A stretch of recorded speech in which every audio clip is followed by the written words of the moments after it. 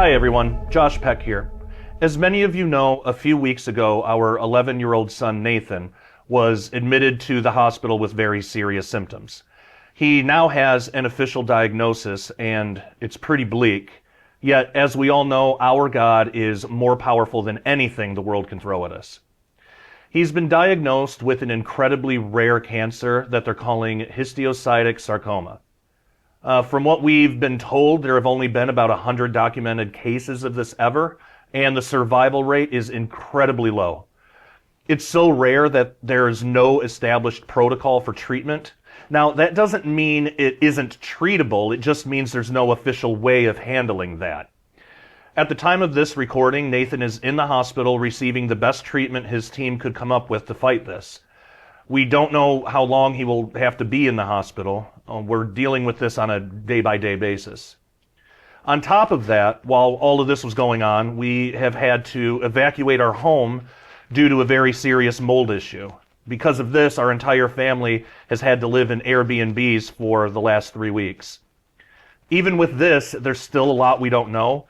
We don't know how our renters are going to handle this. We don't know how long the cleanup process will take. We don't even know for sure if we'll ever be able to return to the house. And because of this, we are currently looking for a new place to live. With Nathan's compromised and fragile immune system, he absolutely cannot return to the house until the entire mold situation is under control. It's very likely we will have to completely abandon the house and look for a new one, which, as many of you know, can be a very long, stressful, and expensive process. However, as I've always told my family, you can't really put a price tag on health, especially of our children, and we believe the Lord will provide. Now, as most men, I do not enjoy asking for help.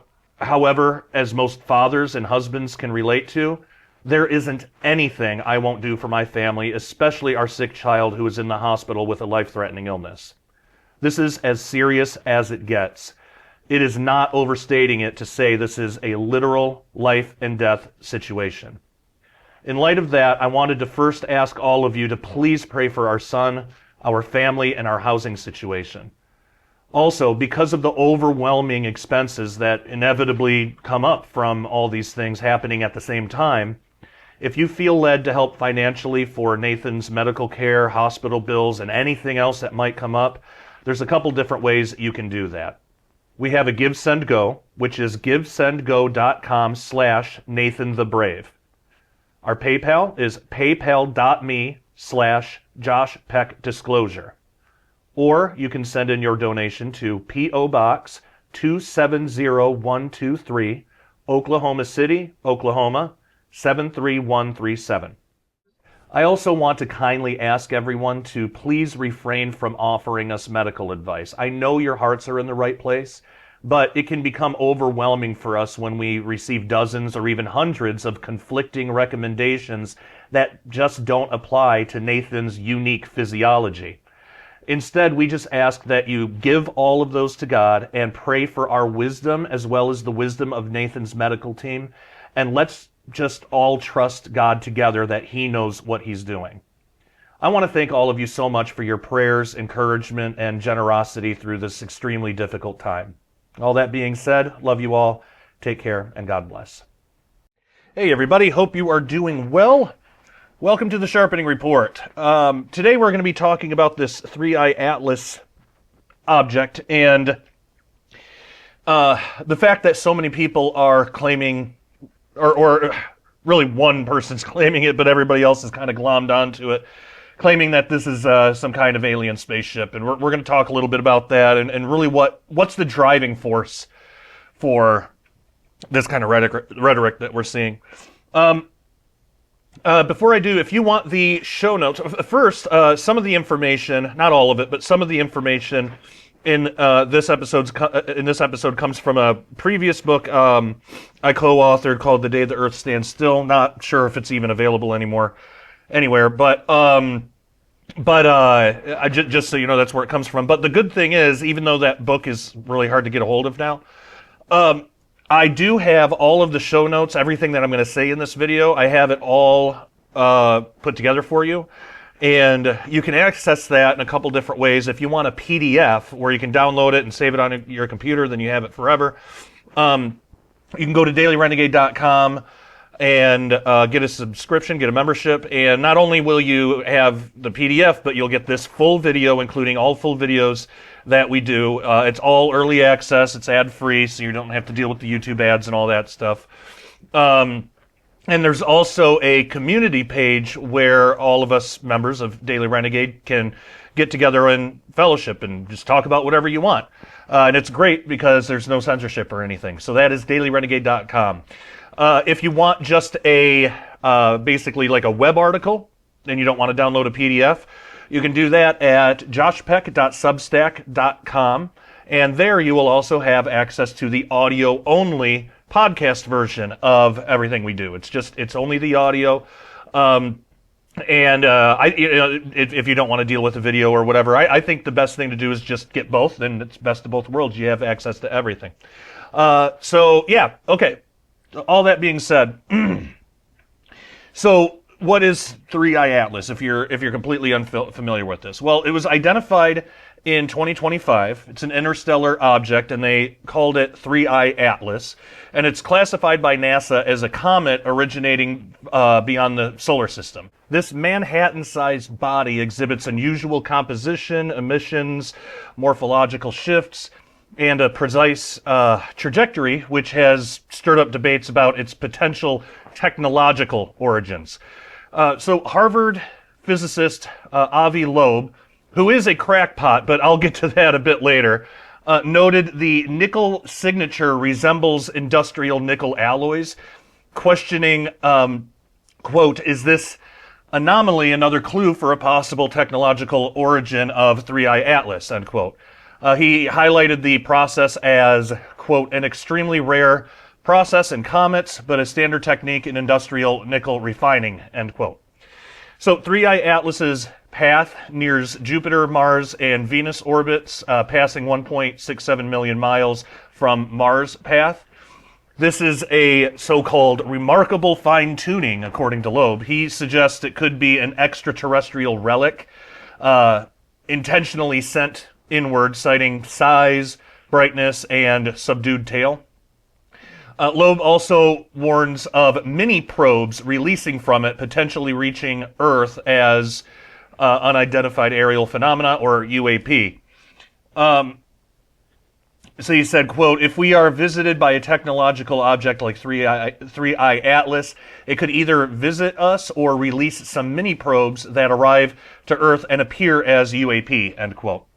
Florida Representative Anna Paulina Luna questions public disclosure if life is involved. She said, quote, "In the event that there is life, is it not our obligation to inform the public on that?" End quote. So she advocates using NASA's MRO, Juno, and UNO spacecraft for observation. So why shouldn't we trust Loeb? And by the way, I want to make mention, a lot of articles are saying, like, they're making it sound like it's not just one crackpot saying this stuff. They're trying to make it sound like Harvard is saying this, like the way that they phrased their article titles and stuff. But here's why we shouldn't trust him.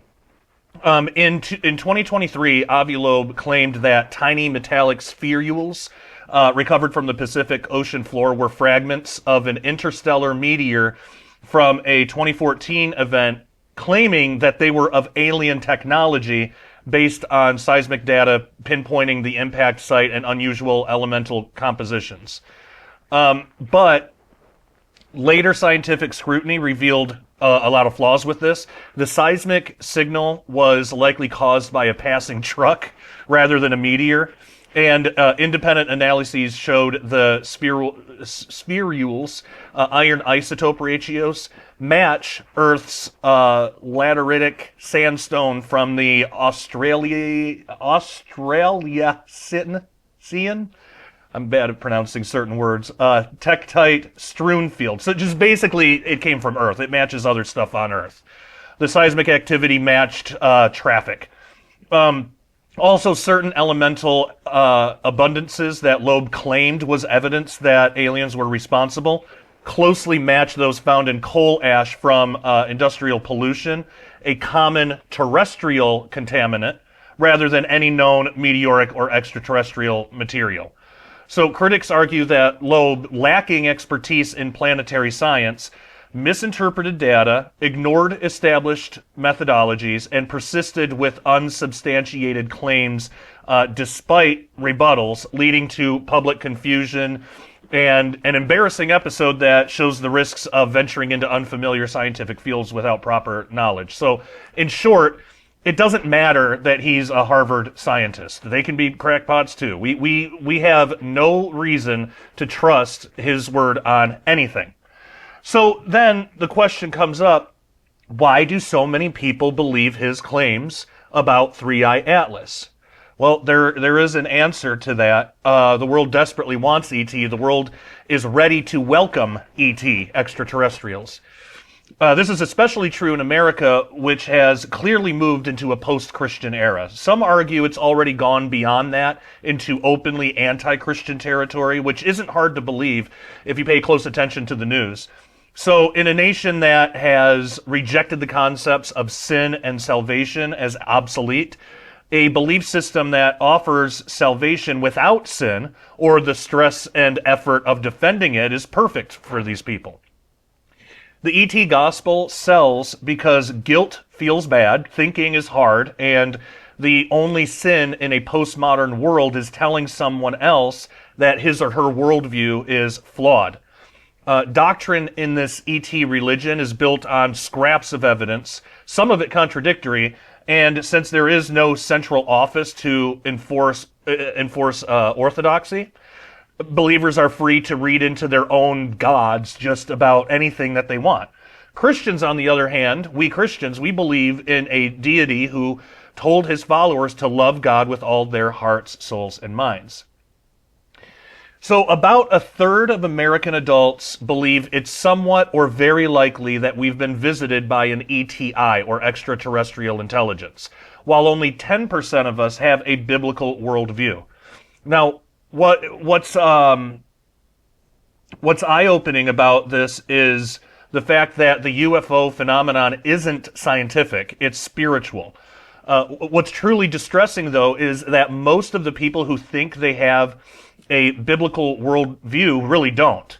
According to Barna's 2017 survey, quote, only 17% of Christians who consider their faith important and attend church regularly actually have a biblical worldview, end quote. So, in other words, 83% of regular churchgoers don't believe all the key tenets of the Christian faith. To them, Christianity is a sort of spiritual buffet where you can load up on the things that you like and ignore the things that you don't. Now, because it's important to define terms here, especially when dealing with what people believe about eternity, there are huge gaps between what people say and what they actually believe and do. So, for example, when people were asked if they had a biblical worldview, 46% of Americans said yes. So, again, we got to define our terms. What is a biblical worldview? Well, according to Barna, it is, quote, a biblical worldview was defined as believing that absolute moral truth exists. The Bible is totally accurate in all of the principles it teaches. Satan is considered to be a real being or force, not merely symbolic. A person cannot earn their way to heaven by trying to be good or do good works. Jesus Christ lived a sinless life on earth, and God is the all-knowing, all-powerful creator of the world who still rules the universe today. In the research, anyone who held all of those beliefs was said to have a biblical worldview, end quote. Now, people like me and you most likely would believe in all that. I mean, it seems like Christianity 101, but what this shows us is that this is just basic Christian doctrine. But digging deeper into Barna's findings over the last decade, between 10, 20 years or so, it's really eye-opening for serious Christians. So, for example, 61% agree with ideas rooted in New Age spirituality, which is New Age teachings. 54% resonate with postmodernist views. 36% accept ideas associated with Marxism. and 28% believe ideas based on secularism. Hey everyone. Concerning the economically unstable times that we live in, it is a great idea to convert some of your savings into real money. Now, there is a big difference between real money and what we call money, which is actually currency. So our dollar is currency, which fluctuates. Real money, like silver, is a store of value over time. The best way to think of it is like this. If you had saved $1,000 in cash back in the late 60s, the late 1960s, that $1,000 would still be $1,000 today, but it would buy you significantly less today due to inflation. Now, if you saved that same $1,000 in silver back in the 1960s, it would be around $28,000 today. So one of the best ways to protect your purchasing power is in real money, more specifically, silver. Now, you can buy and have the metal shipped discreetly to your door, and what most people don't know is that you can actually convert your IRA or even your 401k into physical silver rather than having all your life savings tied up in the paper fiat system, which is, of course, subject to hyperinflation. So go to dailyrenegade.com right now and click on the Cornerstone Asset Metals banner and sign up to get your free silver report. One of the financial experts will speak with you and find out the best way to protect your savings going forward in these uncertain times. You can also click on the link in the description below that goes directly to cornerstoneassetmetals.com.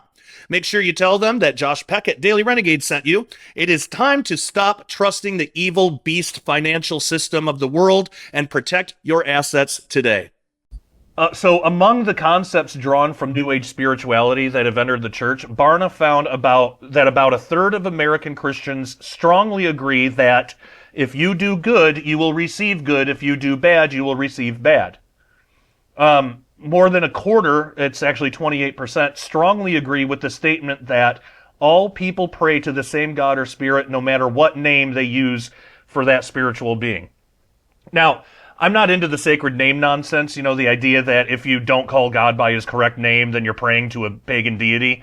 But the percentage of practicing Christians who agree with that statement should be zero. The influence of postmodernism is reflected in the finding that 23% of America's practicing Christians strongly agree that what is morally right or wrong depends on what an individual believes. And we think, really? Even for Stalin, Pol Pot, or Hitler? Worse, millennials and Gen Xers are up to 8 times more likely to accept these competing worldviews rather than their elders. Men who should be the spiritual heads of the households are twice as likely to be open to these views as women. This is how the alien gospel, this ET gospel thing, got so popular. But the church ignores it. Most pastors and Bible teachers don't even acknowledge it. It's weird, it's woo, it's harmless, except it isn't. So if you doubt that the UFO phenomenon is a religion, check out one of the major UFO festivals sometime. People travel great distances. They make pilgrimages, to Roswell, New Mexico, McMinnville, Oregon, Kecksburg, Pennsylvania, and other places hosting festivals and conferences to celebrate the possibility of ETI contact. You'll generally find a heavy New Age presence at these gatherings. Besides the tarot card readings and healing crystals, a strong desire to meet our space brothers is evident among many of the pilgrims who've made this journey. So, in short, you encounter people searching for answers to the big questions that have haunted humanity since very early in our history. Where do we come from, why are we here, and where do we go when we die? What you won't find at these festivals, at least not to my knowledge, are seminars on astrophysics, aerospace engineering, or advanced mathematics. If the point of these conferences is to explore whether we've been contacted, what the ETIs want, and ways to visit Zeta Reticuli, shouldn't the how of all of it be part of the discussion? Wouldn't NASA or some of the big defense contractors have booths to recruit promising young talent? Well, instead, it seems that ET's presence on Earth is a given. The potential threat of a hostile ETI is downplayed in spite of the abduction accounts of, Betty and Barney Hill, Travis Walton, and others. And the main question on everyone's mind is when the United States government will stop playing coy and show the world what's stashed at Area 51 and Wright-Patterson Air Force Base. To listen to the evangelists of the ancient alien gospel who have been preaching regularly on American cable television networks for around 20 years now, believe it or not, will finally know where we came from, why we're here, and where we go when we die. So in other words, the answers we Christians hold in our hands every time we pick up the Bible. Why aren't UFO seekers looking there? Well, we shouldn't be surprised that belief in ETs has been growing in America over the last 70, 80 years. For at least twice that long, most of our leading thinkers in the secular realm have embraced modernist and postmodernist thought. In a nutshell, if you're not familiar, modernists believe that science is the only reliable tool for finding truth, while postmodernists, on the other hand, believe truth is unknowable. So you can see why neither of those philosophies is friendly to a Christian worldview. You know, we believe in an invisible God who spoke the universe into being. As a supernatural being, he defies observation and measurement through natural means. And a God who defines objective truth, as in, I am the truth, is anathema to postmodernists. We Americans have been soaking in postmodern philosophy since about the 1930s. Thanks to the influence of this self-refuting philosophy on our education system, most of us are unprepared to demand actual evidence for extraordinary claims like we're being visited by ETIs. Instead, we're content to ignore a belief system that's lured in a third, that has lured in a third of our friends and family members, which is something we'd never do if the face of ET featured horns and a goatee. You know, thanks to postmodernism, which has taught too many of us that our beliefs are wrong if they hurt someone else's feelings, we let the claims of UFO believers slide, without critical examination. I mean, after all, we've been conditioned to believe truth is relative, filtered through personal experience, and shaped by our culture. Now, propositional truth, claims that can be tested on the strength of logic and evidence, exists. Christianity is based on propositional truth. So here's an example. Jesus is God. Since Jesus said no one comes to the Father except through him, then there are no other paths to God. This being true, following the ET highway to its final destination can have eternal consequences. And if a third of America believes ET is out there and 3/4 of us believe there's evidence of ETI contact, then the odds are that at least one person in your church, probably more, buys into the ETI gospel. Since the mid-1980s, conferences have become an integral part of the UFO phenomenon. Every year, major conferences bring thousands of truth seekers from across the United States and the world to hear experts on the phenomenon discuss the reasons we're being visited, accounts of contactees and abductees, and the evidence thereof.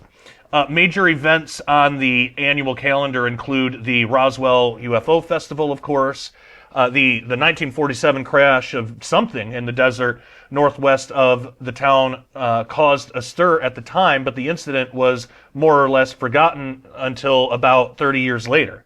I have just started a Substack. What is a Substack, you might ask? It is a place that contains early access to audio-only podcast versions of full Daily Renegade videos, plus my personal blog, which includes original articles, show notes, interview transcripts, and so much more. This is the only place to get this amazing resource, and it is not available to the general public. Adding a subscription to my Substack to your Daily Renegade membership will ensure that you have full access to every format of everything that I do. So head on over to joshpeck.substack.com or click on the link in the description below to join up now for only $5 a month or $50 a year. And if you can do it, I suggest doing the $50 a year because it's cheaper in the long run and essentially you get 2 months for free. So I cannot wait to see you there. Take care and God bless.